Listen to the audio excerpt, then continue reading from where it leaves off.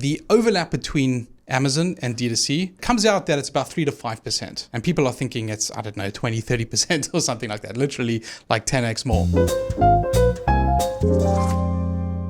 I'm Kieran, your host. This is a brand new series called Selling Strategies. I'm here with R Klein, the Amazon Customer Data King. Do you just want to give a quick intro about who you are and what your thing is?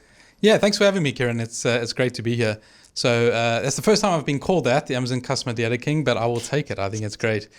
So I'm Rail. I am Chief Product Officer at a UK-based agency called Optimizon.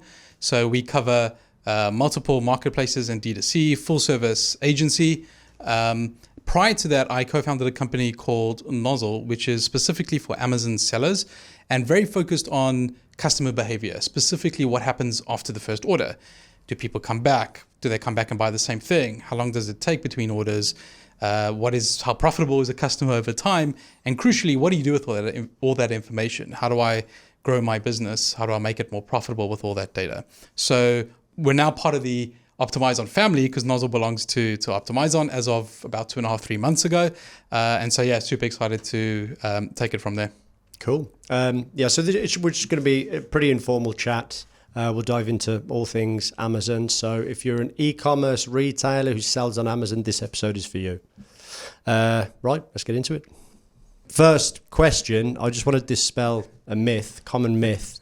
There seems to be a perception for sellers, if you're selling on Amazon, that these sales are cannibalizing your sales on your website. So I suppose there's a couple of questions in that. First, how does that affect business decision making if you have this idea that selling on Amazon when you could be getting those sales on your website? And then second, what does the data actually say about that? So I'll start with the first one in terms of the business decisions. This is something that I've encountered a lot where if a brand is a native D2C brand, so they're, that's kind of their DNA, typically Amazon is underinvested, really, to sort of put it quite simply. And there are various reasons for that. Some of them, I think, perhaps a little more legitimate than others. And at least I'll get to the data and tell you why. But typically, it's because you don't own the customer, right? Amazon certainly owns the customer. And that's something that's kind of a big deal for D2C. The data is not particularly as rich in terms of customer data specifically. And it's just a very different channel. You can't control the experience, right? Like someone lands on your website and how that whole conversion journey works, support, all those sorts of things. But one of the main reasons that I've come across, and this is what you alluded to, is Amazon is cannibalizing D2C, right? Every person who converts on Amazon, or a significant chunk of people who convert on Amazon, could have gone D2C. And why am I now paying Amazon all this sort of commission and all the fees? The margins are not as good. And therefore tends to get underinvested. But what the data shows is really, really interesting. We've looked at this with a number of sellers, a number of different sizes. You could be a 6, 7, 8 figure type seller. And the overlap between Amazon and D2C, which is to say, how many people have bought at least once from Amazon and my D2C in the last year or in the last 2 years? That overlap is always way, way below what people actually think. And it comes out that it's about 3 to 5%. And people are thinking it's, 20, 30% or something like that, literally like 10x more. And this is really interesting because, it kind of goes to this point about Amazon pretty much is not cannibalizing D2C sales. These are incremental customers that you probably would not have acquired anywhere else. And therefore, Amazon's very additive to your overall business. It increases your addressable market and all those sorts of things. And actually, what's really interesting is that if you analyze those who came for their first purchase on Amazon, then went D2C, which is, if you're a D2C native brand, this is probably a good thing for you. But if you analyze what happens on the third purchase, a huge chunk of them go back to Amazon, right? And so this idea of permanently sort of acquiring on Amazon, getting them to shift to D2C somehow, it turns out a lot of them are just going to revert back to Amazon for the third one onwards. And so, we don't think it's really a feasible strategy to try that. Also, you've got to be very careful in terms of service-wise, that you're not sort of breaking the Amazon terms of service as a seller to go and, encourage going to D2C. So for all those reasons, we think that, this is additive. It's not cannibalizing. It's typically underinvested. And yes, it's very different to D2C, but it should certainly form part of your strategy as a D2C brand. So interesting. And it just speaks so much, two things. The importance of being data-driven to kind of puncture your Agreed. assumptions and perceptions. But also it just speaks to like that's a modern consumer buying journey. It's just, we can be everywhere, and it's difficult to funnel people into a specific sort of channel. In the realm of myths, are there any other common myths you could dispel for us? Quite a few, I guess. Probably one to focus on is subscribe and save. So naturally, my background's more about customer behavior. What do people do after their first order? How many come back? All those sorts of things. And subscribe and save is a program that Amazon has been focusing on probably quite a lot in the last sort of 6 to 12 months. But the way in which I've seen some brands use it as a proxy for brand health or customer loyalty in and of itself. Now, granted, there aren't sort of deeper metrics that you would get in the D2C world that could help you build out what loyalty looks like. And so subscribe and save is kind of a proxy for all of that. But what we've noticed on the subscribe and save is I've come across loads of businesses where they have extremely strong customer loyalty. They have people coming back 10 times, 20 times to buy a product, but they don't actually have strong subscribe and save programs. People, for whatever reason, don't need to specifically get something every 30 days or every 45 days, right? It's so easy to go on your phone, you go into the Amazon app, you go to your order history and you click buy again. It literally takes 5 seconds and it's delivered tomorrow, right? And so, and it's on your terms, right? You don't have to commit to this sort of 30, 60, whatever the cadence is. And so using that as a proxy is a pretty flawed metric for sort of customer loyalty and brand building. And I've seen people use it if they're fundraising or if they're exiting, they're wanting to sell their business. Here's the subscribe and save, and let's try value the business on these sort of metrics. And it also turns out once you dig into the data that if somebody churns or unsubscribes, let's say from a subscribe and save program, again, a huge chunk of them will go buy again, just not on subscribe and save. Right, and that's an important point because if you just dig into the SNS data, you log into Amazon and it tells you subscribers have gone up, subscribers have gone down, this many churned and all that. It's not necessarily the case that you've actually lost that customer. There's a good chance, as I said, a significant chunk of them, 30%, something like that, 30, 40%, can go place another order that's just not subscribe and save. And so if you really want to understand the whole journey, you need to be able to stitch together all of the orders, right? Not just the subscribe and saves. Yeah, that's my experience with subscribe and save. I find them restrictive. Yeah. So agreed. Yeah, that doesn't mean I'm not a loyal customer. But all of my repeat purchases I just do on my own terms. I'm exactly the same. Yeah. I repeat buy probably 3 or 4 things from Amazon, but it's all on my own terms because it takes me 5 to 10 seconds to do it. Yeah, exactly. So really interesting point. Another area that I want to talk about is optimizing product listings. This is huge area, of course, for anyone selling on Amazon. Everyone wants to be on that top page, and it's one of the key things that you guys do at optimizing. So can you share some tactics that sellers can be using to increase their visibility? Yeah, so I'll kind of break this into 2 categories. You've got the SEO components, so visibility, discoverability, the ranking, all of that sort of stuff. And the second component I'd say is the actual conversion or creative side as well. And so on the SEO point, our experience is a lot of people are not paying enough attention to competitors and what their competitors are doing. And what do I mean by that is, again, if you're not native to Amazon, when you actually look into who your competitors are, that could be a completely different picture to any other channel. And so, we would come across, we'd be working with some customers who give us a list of their competitors, and they might well be competitors in other channels, and that's fine. But actually, when you look at what's going on Amazon, maybe 1 out of 7 or something show up. And there's a whole bunch of them that actually it's a surprise to the customer, but they've actually not even heard of some of these brands. So it can be a bit of a parallel universe in that way. And so you need to be very, very careful around re-looking at who your competitors are. I guess it's about doing it through that Amazon lens.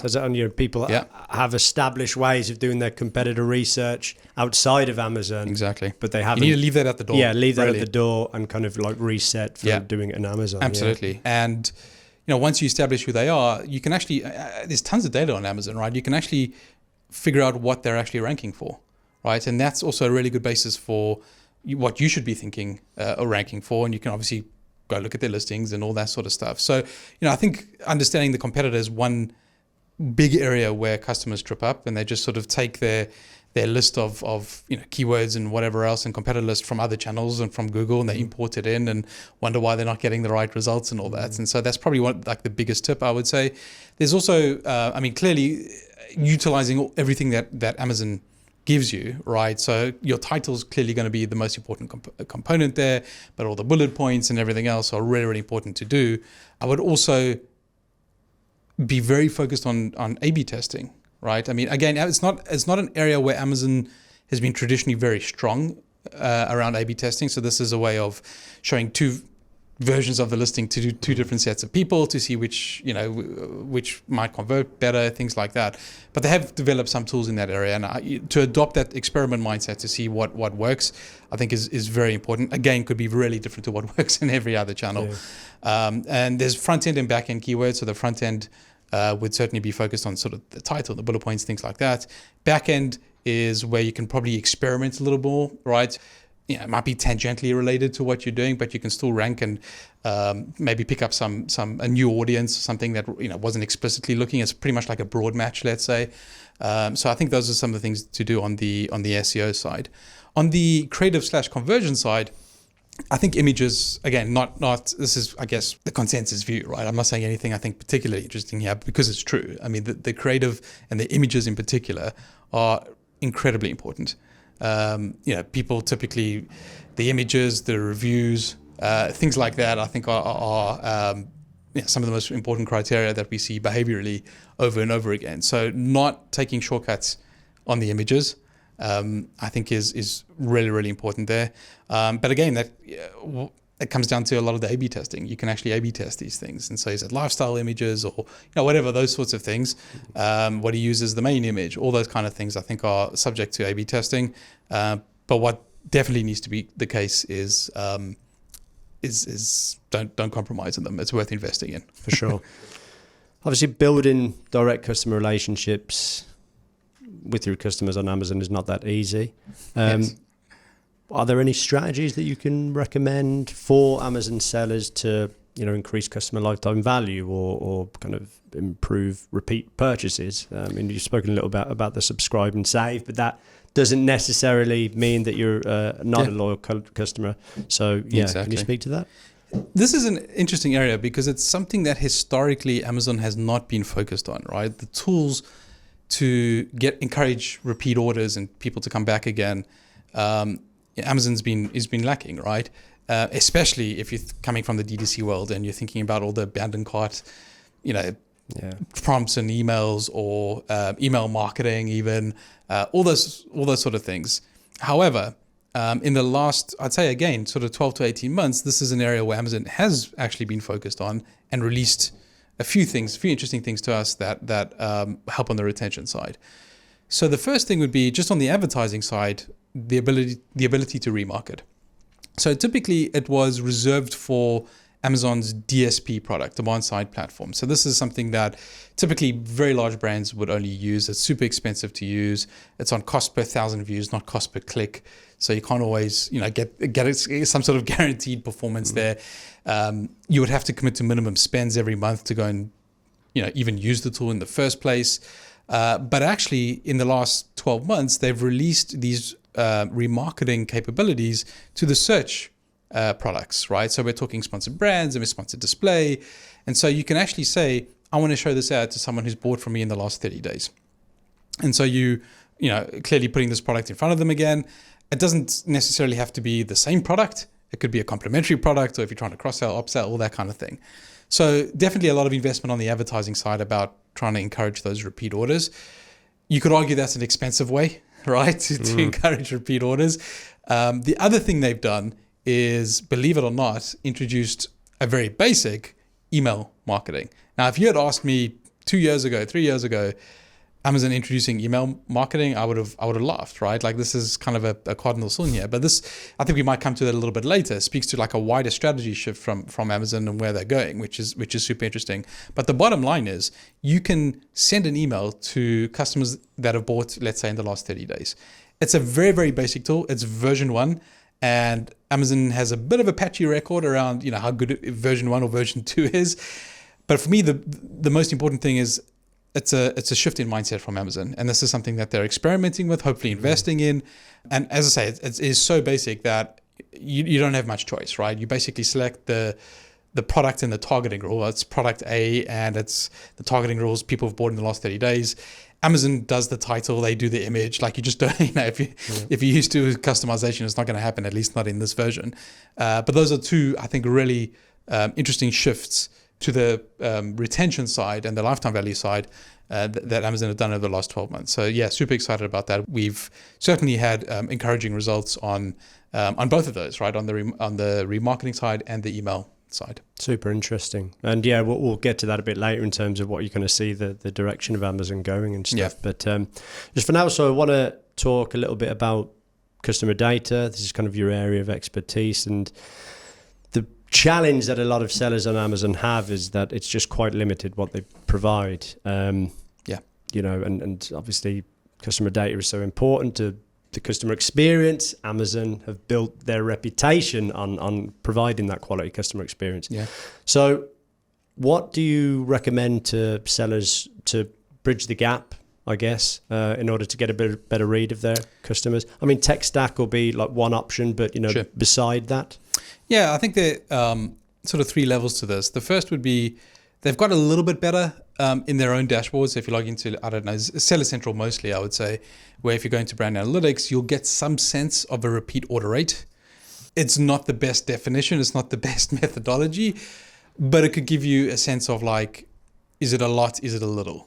Right? I wouldn't say, is it 10%? Is it 12%? What's good? You know, all those sort of major questions you're not going to get an answer from, but you might get a sense of, it's a lot, it's a little, which may or may not be useful for business decisions. Some of them are even ASIN repeat order rates. And so that's interesting to a degree. How much is the same product bought over and over again? But what's much more useful is a customer repeat order rate, right? Because they're not necessarily buying the same things over and over again. They're going from hand cream to face cream, or they're going from a 30-day supply of supplements to a 120-day supply of supplements. So those metrics aren't going to capture those sort of journeys. So that's kind of first level. Second one is you could probably, you know, get somebody who's quite data literate, I'd say, that you can download something from the FBA report where you can get a unique identifier and start trying to stitch together these journeys. When I say a unique identifier, there's a hashed email ID, and this is just a random string of numbers, but it's associated with each individual. So you're never going to get anything personally identifiable. You're not going to know it's Rails, not going to know it's Kieran, any of that sort of stuff. But that same identifier is persistent. So when I go buy again, it's going to be that same identifier.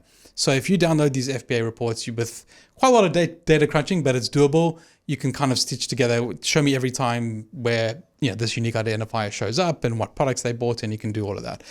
I think it's good for, you know, again, you're going to get more granularity in that, but it becomes quite unwieldy quite quickly. So if you're a 7 or 8 figure seller, managing this on like a monthly basis is, yeah, kind of gets out of control quite early. But if you're doing it, let's say, as a once-off exercise to get some insight into what's going on, then I think it's quite worthwhile. I mean, there's some nuances around that, around this unique identifier only covers FBA. So if you're actually fulfilled by merchant, you're not going to get any data on that side at all. And even for the FBA reports, it's only about 85% of orders that are going to have this unique identifier. You know, getting into the weeds of all this stuff.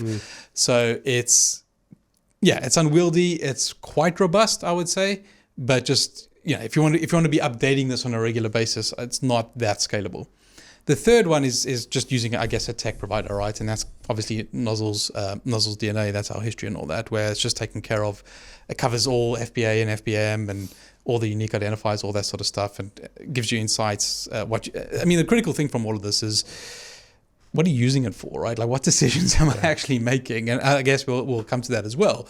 But it's all very well knowing that they, you know, went from hand cream to face cream, or you upsold and all that sort of stuff. But what are you actually telling me to do, right? Yeah. What is the business decision? Are you telling me to invest more in this product or not invest in this other one, or, you know, all those sorts of things. But so I think those are the three levels around customer data and what they can get you. Gotcha. I mean, that segues quite nicely into the next two questions, really, because I just want to walk through some real world examples that sellers are going to be walking through. So let's take an example of I'm an Amazon seller. I'm doing $2 million a month in sales, but my goal in 12 months is to double that and get to 4 million. What are some of the top growth levers that you'd recommend? Yeah, so I'd say the sort of core use case here, leaning on the customer behavioral side, is the idea of customer lifetime value and customer acquisition cost. And so when we talk about customer lifetime value, you can equally call it profit per customer over time. And so I'm talking about profit, not sales, right? So it's not just adding up all the sales. I'm actually talking about the profit. And why is this such a key number, a key metric?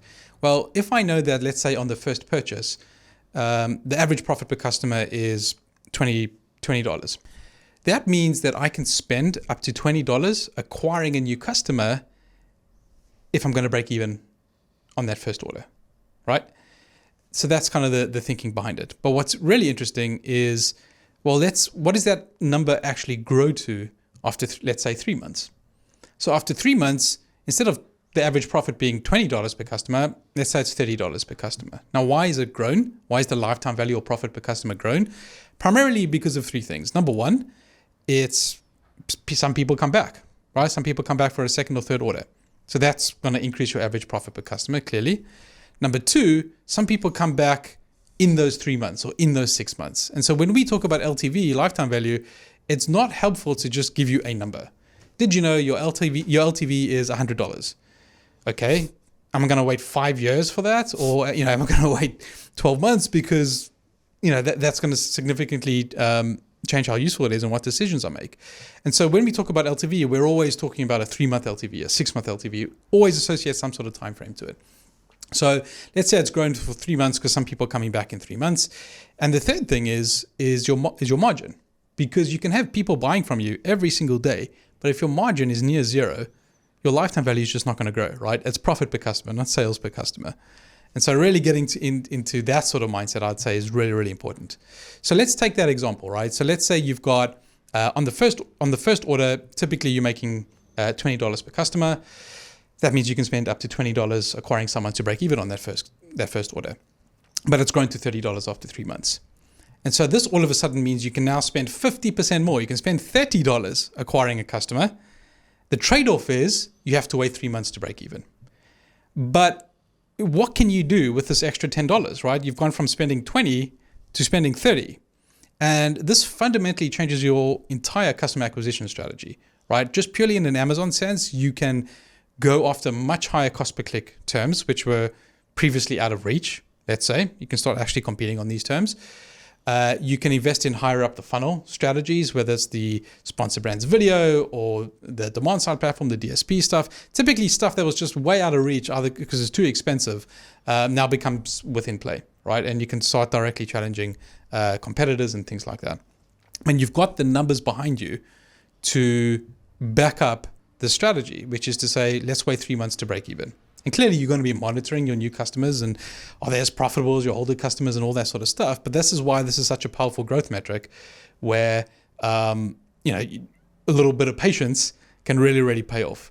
And I mean, I should say as well, you need to take into consideration that if you're going to wait 3 months to break even, it can obviously have some implications on your cash flow, your balance sheets. As a business owner, you need to be careful about those sort of things.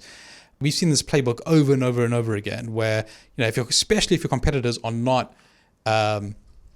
doing this sort of analysis and crunching the numbers, you can outspend them, right? You can just, your competitors will be saying, well, how on earth can they afford a CPC of $20, $30 here? And it's like, well, we don't have to break even on the first order, right? We've done the math to figure out what that means. And if you break this down into what does this mean in a ROAS or an ACOS sense in the Amazon world, we have customers there's an ACOS of over 100%, right? Because they're waiting, let's say 6 months to break even, and that translates to an ACOS of 110% or something like that. And so that's the target ACOS. Or let's say it's the max ACOS. They don't have to go there, but you can go to 90, 100%. And so I think for me, that is a more sophisticated use case. It's tougher to pull off, and you need the data behind it. You need the confidence, and especially, I guess, if you're trying to convince other stakeholders in the business that all of a sudden, your target ACOS is now 80, 90, 100%. That could be a tough sell. I get that. But we've just seen this playbook play out so many times and to be really, really successful. Wow, so interesting. That's absolute gold. Yeah. Okay, next example. Just say I'm launching a new product on Amazon. Established brand. I've got ambitious targets. Want to be hitting, say, $1 million in sales for that first month. So, what would you say are some of the critical pillars to a successful launch on Amazon? Yeah, I mean, I think by far the most important thing is there's no substitute for a good product, right? You can't make up for it with a sophisticated and good ad strategy or, I don't know, SEO, all the other things we've spoken about here. Fundamentally, if it's not a good product, it's going to bomb, right? And so everything that goes into making a quality product, well-researched, you know who your audience is, never going to be a substitute for those sort of things. Let's take that as a given. The rest of it, I think, is really kind of a product of what we've been talking about before, right? Amazon is so competitive these days. You can't afford to ignore a particular area. You need to make sure you've got, all those boxes ticked in terms of the SEO strategy, the advertising strategy, the creative or / conversion, type strategy there. And we've often come across cases, I guess, where they're just working in different directions, almost like the SEO strategy really needs to complement what you're doing on the advertising side. Right, if you're going after different terms and you're optimizing for different things, and so we've often seen quite a disjointed strategy there because it could be a different type of product. It depends on is this product a variation that you're listing, or is it just sort of a net new product line, and how much can you borrow from like previous data, previous sort of history to go and do that. I'd say it's just you've got to take advantage of all the tools that are out there, including the off Amazon traffic side of things, and take advantage of that sort of honeymoon period there around the SEO, the creative, the advertising, and making sure there's a really unified strategy. It sounds obvious to say that, but there's so many situations where it's just not, for whatever reason. The alignment is not there, or it's not a priority for somebody else in the team, or that kind of thing, and they're just sort of copying and pasting from somewhere else. So again, it sounds obvious to say, but you'd be amazed how often it's actually not sort of all pointing in the same direction. Yeah, I get that. It's almost like the easier option a lot of the time to do the copy and paste, but then you're not going to get anywhere with that approach. Okay, last question. And you've spoken about a couple of things in terms of how Amazon is introducing email marketing and opportunities to increase repeat purchase and stuff like that. So I just want to get an understanding from you, like how Amazon is evolving and what selling on Amazon is going to look like, say, in 2024 and beyond. Yeah, this is a really interesting question. You can probably ask 10 people and get 10 different answers here, but where I look at what investments Amazon's made over the last 12, 18 months, I know I've mentioned quite a lot on the advertising, and that's absolutely true that they're introducing a whole, more sophisticated advertising products, better measurement, better data, all those sort of things. But I think some of the biggest bets Amazon's actually made, when you really take a 20,000 foot view, is actually off Amazon. What do I mean by that? So this is the logistics operation of Amazon. You don't even have to sell anything on Amazon to use Amazon logistics anymore. It's an independent thing, right? I can use it to fulfill my D2C orders, for instance. So they're wanting a piece of the bigger e-commerce pie, not just everything that happens on Amazon.com. On the advertising side, certain products, sponsored brands, sponsored display, it's always been the case with DSP. But again, you don't actually have to sell anything on Amazon to use their advertising products. And that sounds kind of weird to say, but you can these ads will show up off Amazon. But Amazon's got so much data on the individuals that buy products on Amazon that when they're off Amazon, the targeting can still be really, really good because they've got your purchase history and everything else.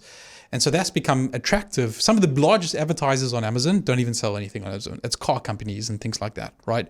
Who've got huge budgets, but the data is so good and the targeting so good that these are the ones that are actually using, these products.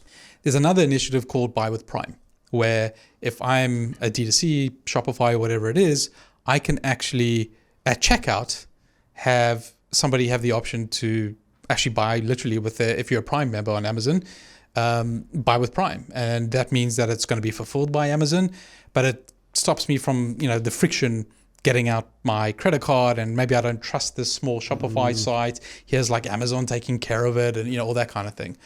So I think with these big initiatives going on, if you're an Amazon seller, you need to take a step back and say, what is my channel strategy ultimately, right? I mean, most Amazon sellers, when they reach a certain size, 7-8 figures, when you talk to them will say, yeah, I kind of want to balance 50-50, let's say D2C with Amazon. And that's just mostly a pipe dream, right? Because currently they're 80% of their business, 90% of their business is Amazon. They've got a small D2C sort of thing going on, and it's aspirational, but it's really hard to commit to that and sort of transition. So, I think reevaluating how you get that channel mix of, I'm using just Amazon and D2C here, but clearly there's a whole bunch of other marketplaces and options too. But, Amazon have made it, I guess, easier. It's kind of counterintuitive, right? They've made it easier to sell on other channels as well as a result of that. So I think a lot of those sellers who were aspirationally wanting to, let's say, rebalance at 50-50, has probably become a little bit easier in some cases to do that. Clearly, I'd put out a warning around these channels are very, very different ultimately, right? But for the same reasons we were saying earlier, that Amazon's a bit of a parallel universe. What your competitors are on Amazon and what works on Amazon probably won't translate to these other channels, but the building blocks are there, actually provided by Amazon as well. So I think that's something to certainly reevaluate from a strategic point of view if you're an Amazon seller. Amazing. Well, that is officially it. I have no more questions. I'm closing my laptop. Thanks for joining me, Raoul, in this fancy podcast studio. It's been great. Thank you so much for having me. Loved it. I do need to open that again, actually, but for the sign off.